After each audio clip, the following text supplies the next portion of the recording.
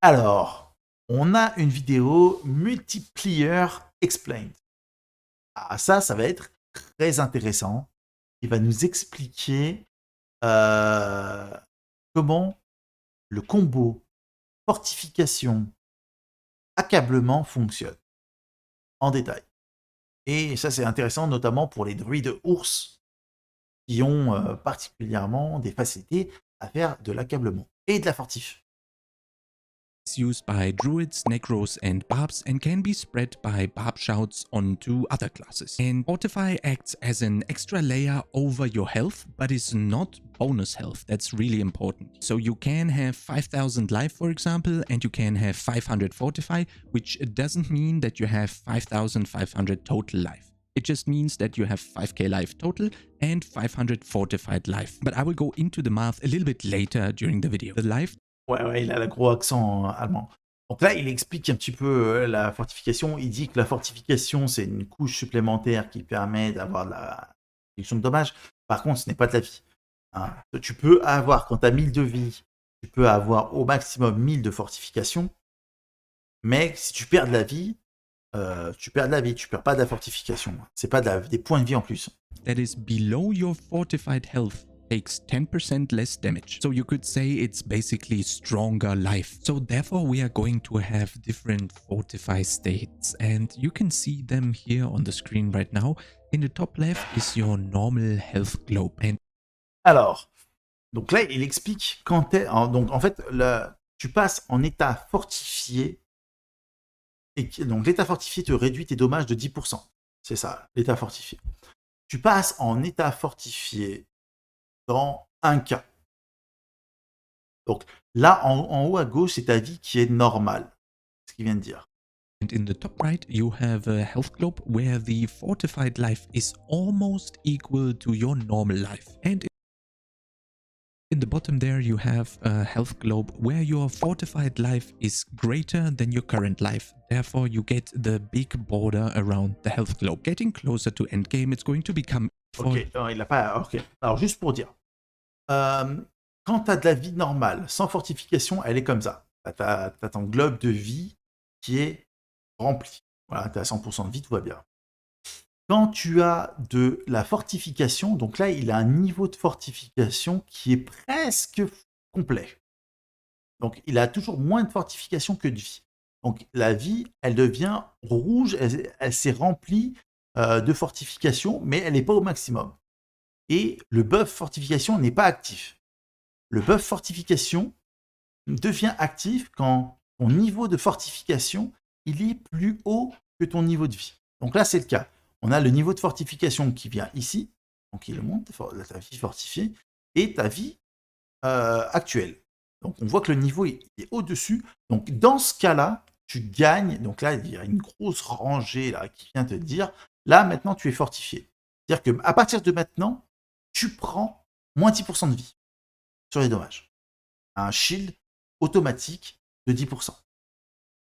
You get the big border around the health globe. Getting closer to endgame, it's going to become easier and easier to maintain being fortified. You can still benefit from fortified's 10% less damage taken on your fortified life, but only for the portion of the hit that would drop you below your fortified value. So let's say you have 5000 health, for example, and 2500 of that is being fortified. Now, if you would take 3000 damage, this is where the math comes into play. After you've taken the hit, you would have 0 fortify remaining, and you would have 2050 life remaining, because there is technically 2 instances of taking the damage. In the first step, you are getting your health reduced by the 2500.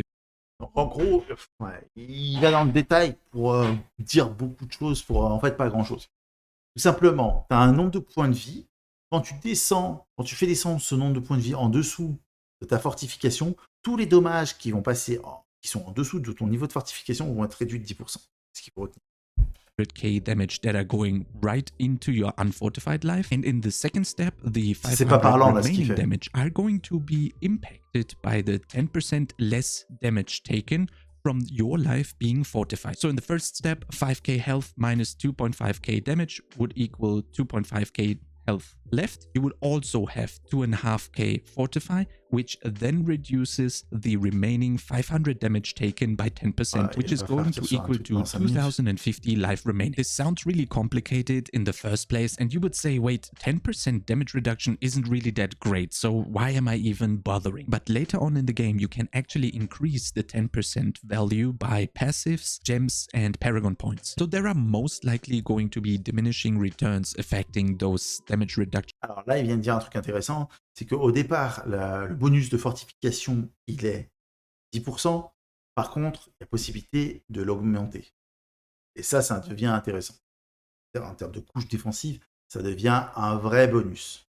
Numbers, so keep an eye out for that. So ideally we want to use multiple sources that generate fortify, such as skills or passives, because Donc là, il dit qu'il y a plusieurs manières d'augmenter ses points de fortification. fortify depletes very fast as soon as you leave combat. So another example would be when you have 5k health, you also have 5k fortify, and you are being damaged for 3000. What's really important here is that whenever health and fortify are at the same value, you are going to end up at the same value for health and fortify after you have taken the damage. So 5k health, 5k fortify. You're taking 3000 damage here. You can just instantly calculate 10% of the 3000, which is going to be 300, which is going to be subtracted from the 3000 damage you take. So you would take 2.7k damage, which would leave you at 3300 fortify remaining and 3300 life remaining. Next up, overpower. And ok, bon, là, il reprend le calcul de la fortification.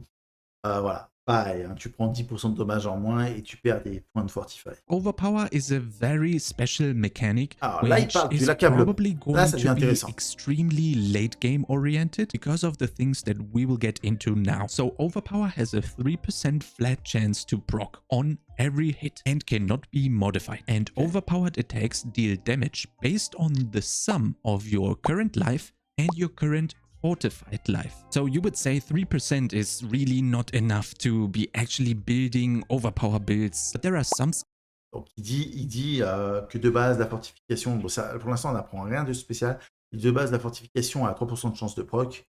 Et les dommages sont calculés en fonction de ta vie et de ta fortification au moment où tu as lancé ton skill. Et il dit par exemple qu'il y a des compétences qui permettent d'avoir une fortification à 100%.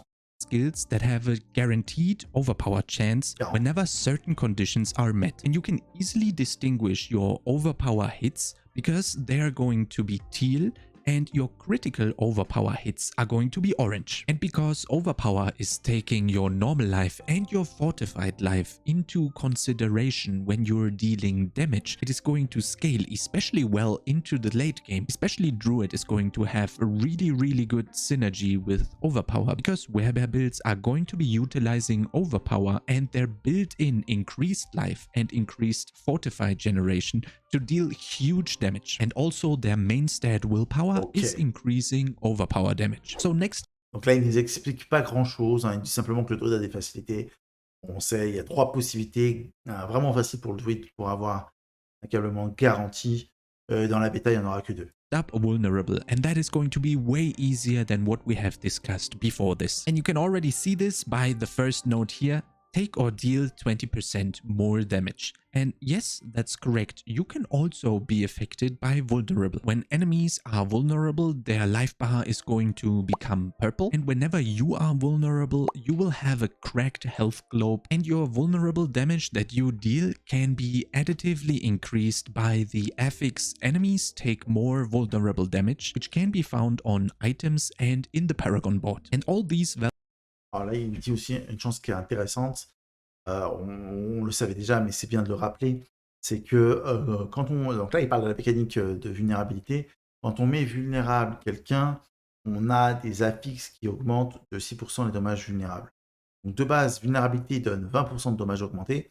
Quand on a une ligne comme ça, c'est pas multiplicatif, c'est additif. C'est-à-dire que là, au lieu d'avoir un plus 20% de dommages, je vais avoir un 26,5% de dommages. Tout simplement. vulnerable damage, which can be found on items and in the Paragon board. And all these values are going to be added together and then multiplied with your damage. Next up is the lucky hit chance. And if you are familiar with proc chances on other games, lucky hit chance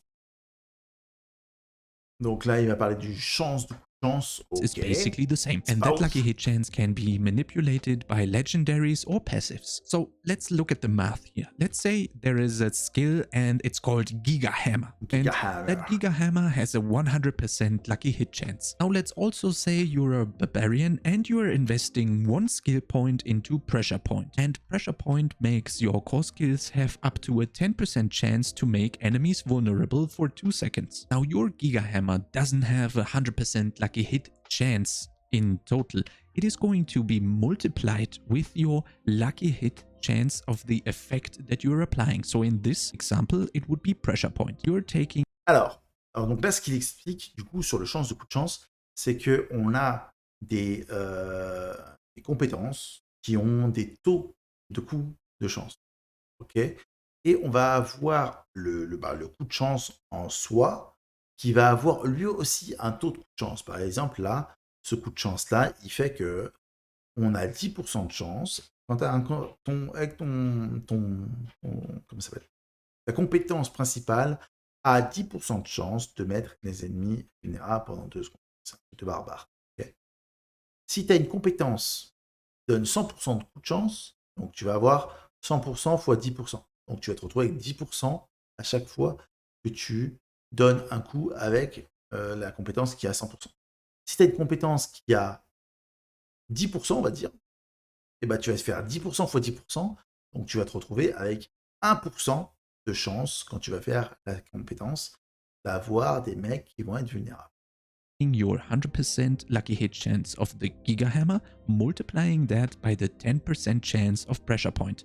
In math, it looks like this, and that's done pretty fast. It's going to mean that you have a 10% overall chance per Giga Hammer cast to make the enemy vulnerable for 2 seconds. Another math example here would be Mega Hammer. Let's say Mega Hammer has a 50% lucky hit chance and you're also applying pressure point again. So now this time the math is going to... Il prend un skill qui a 50% de chance de faire des coups de chance, avec ce coup de chance-là qui a 10% de chance de proc, ben en fait, tu as 50% fois 10%, tu vas te retrouver avec 5% au total. Be a little bit different. You're going to take Mega Hammer's 50% lucky hit chance to multiply it by the 10% chance of pressure point. The math is going to look like this, and therefore you are going to have a 5% chance to make the enemy vulnerable for 2 seconds. Now you can have a lucky hit chance on your items as well. Rings and gloves have something like... Alors, ouais, ok, like on va this, ce qu'il for va dire example. là-dessus. This would actually change the equation like this. Let's say you are still casting your Mega Hammer and you are still applying pressure point. Now, you have a ring with 10% lucky hit chance and you have gloves with 5% lucky hit chance. But be careful here, the ring and the gloves are not applying any effects. They're just increasing our lucky hit chance. So as we said in the beginning, we are multiplying everything here, and that would look like this. We would multiply the 50% lucky hit chance of Mega Hammer with... Ok, bon. Ok. Alors, comment il calcule ça? Donc, il dit qu'il y a des objets qui ont des augmentations de coups de chance. En gros, c'est pas super worse. Bah, ça dépend. Ça dépend. Quel est ton build. Pour voir les pourcentages en endgame. Ouais, ça dépend de quel est ton build. Là, il n'y a que 1 point. En vrai, ce truc-là, tu peux mettre 3 points. Et au lieu que ça soit 10%, c'est 30%. Donc là, au lieu d'avoir... c'est additif au ça. Je pense que c'est multiplicatif avec ça, en fait. Je pense que les 5% de chance, enfin les 15% de chance... Ah non, c'est bon. Il a bien fait 15% de chance. En vrai, là, on n'a que 1 point, c'est 10%, mais normalement, le 0,1, ça devrait être 0,3. Tu as 0,5 fois 0,3, donc tu multiplies par 3, en vrai, cette valeur-là, et tu devrais te retrouver à quasiment 15%.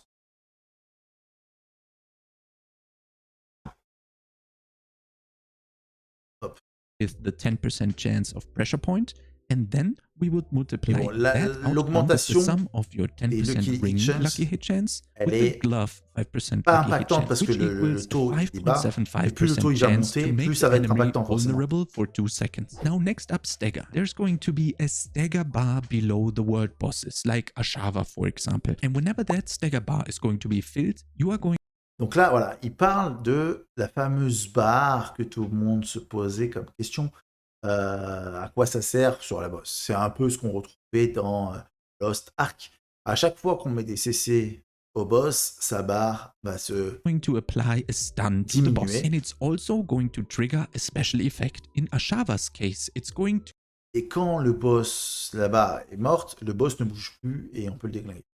destroy one of her wings and therefore is going to remove her Use big grenade, AoE exactement. ability. Now, if you would be able to repeat this one more time, you would remove the other wing of Ashava and make her very trivial because she wouldn't be doing her AoE attack anymore. Now, if you want to pass the time until the official Diablo 4 launch, I suggest you watch this video next and I'll see you Okay, next bonne time. vidéo.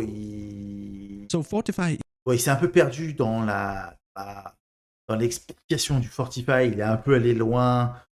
C'était pas très très clair, mais sinon c'était ok. Ok. Dommage qu'il nous a pas montré un druide qui fait un coup de pulverize en full life, full fortify, et un druide qui fait un pulverize low life, low fortify. Les dommages, c'est le jour et la nuit. Dégâts d'accablement en pulverize quand il est full life, full fortify et low life, low fortify, c'est le jour et la nuit. Donc c'est ça qui aurait été très pertinent à montrer, mais il l'a pas fait. Mais sinon la vidéo elle explique correctement les trucs. C'est ok, c'est ok.